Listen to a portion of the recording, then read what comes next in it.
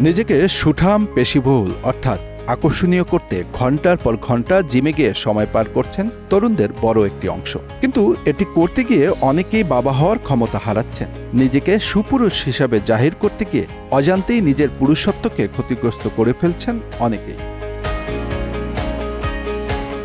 এমনটি অবশ্য সবার ক্ষেত্রে ঘটে না, তবে বড় একটি অংশের ক্ষেত্রে এমনটি দেখা যাচ্ছে। এ বিষয় নিয়ে গবেষণা করে দুই বিজ্ঞানী এমন কথা বলেছেন। তারা হলেন যুক্তরাষ্ট্রের ব্রাউন বিশ্ববিদ্যালয়ের অধ্যাপক ডক্টর জেমস সোমাস ও প্রফেসর পেসি। গবেষকরা জানিয়েছেন, পুরুষদের আকর্ষণীয়তা সাধারণত তাদের শরীরে উচ্চ টেস্টোস্টেরনের কারণে হয়। এটি এক ধরনের হরমোন যা পুরুষের শারীরিক গঠন এবং যৌন আকর্ষণীয়তা বাড়ায়। কিন্তু এখানেই শেষ নয়, এটি সন্তান জন্ম দেওয়ার ক্ষমতার সাথে সম্পর্কিত কিছু অদ্ভুত প্রভাব ফেলতে পারে।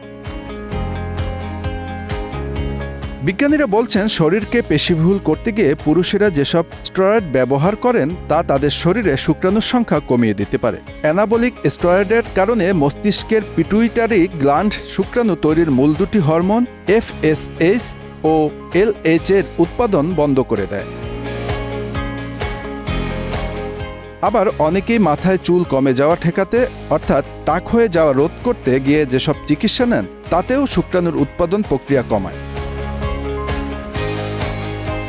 2003 সালে এক গবেষণায় দেখা যায় যে আকর্ষণীয় পুরুষদের সাধারণত বেশি টেস্টোস্টেরন থাকে, তবে এই উচ্চ টেস্টোস্টেরন স্তর স্পাম উৎপাদনকে প্রভাবিত করতে পারে। কিছু গবেষণায় দেখা গেছে উচ্চ টেস্টোস্টেরনের ফলে পুরুষের স্পামের গুণগত মান কমে যেতে পারে। এর ফলে সন্তান জন্ম দেওয়ার ক্ষমতা কিছুটা হ্রাস পেতে পারে। 1997 সালের আরেক গবেষণায় দাবি করা হয়েছে, মুখের আকর্ষণীয়তা এবং স্পামের গুণমানের মধ্যে একটি সম্পর্ক রয়েছে। তাদের মতে, মুখের আকর্ষণীয়তা বেশি হলে স্পামের গুণগত মান কিছুটা কমে যেতে পারে। 2005 সালে গবেষক জেফরি মিলার এবং তার সহকর্মীরা দেখান যে আকর্ষণীয়তা এবং জিনগত স্বাস্থ্য পরস্পরের সাথে সম্পর্কিত। তারা দাবি করেছেন যে কিছু ক্ষেত্রে আকর্ষণীয় পুরুষদের সন্তানের উৎপাদন ক্ষমতা কমে যেতে পারে।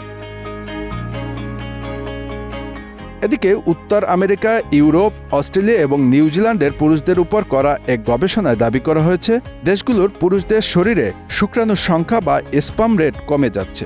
শুক্রাণু কমে যাবার সেই হার বজায় থাকলে মানুষ বিলুপ্ত হয়ে যেতে পারে বলে হুঁশিয়ারি করে দিয়েছেন এক চিকিৎসক। Bangla affairs news desk.